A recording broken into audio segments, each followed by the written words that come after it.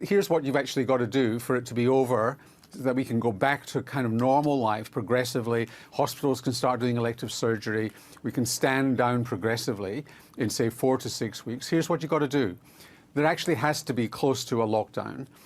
Not like China, where they're welding the doors. You can still go out to the shops for your essential goods and so on, but largely we're staying at home, we're not mixing with other people, and we're in the house with other people. The other thing is that we have got to find every infected person in Australia. So we've been too slow to extend our testing regime. We have a simple message for all countries: test, test, test. The federal opposition is calling for coronavirus testing to be increased. Shadow Health Minister Chris Bowen spoke a short time ago. Firstly, in relation to testing, we need to test, test, test.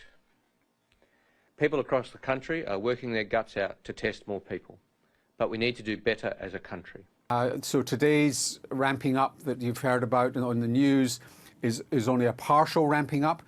Basically, we've got to get to the point where everybody with a sniffle gets tested, and sometimes retested and retested after that, because 60% of new infections in some parts of the world come from asymptomatic people or people with such mild symptoms they don't know they've got it. There are tens of thousands of tests done to find a small number of people, but that's what you've got to do.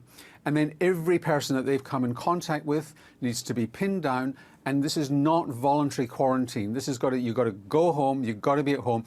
If we as a community want to be allowed to get back to a normal economy, normal life, we've actually all got to do this. Short, sharp, time limited, get back to a normal life over a period of time.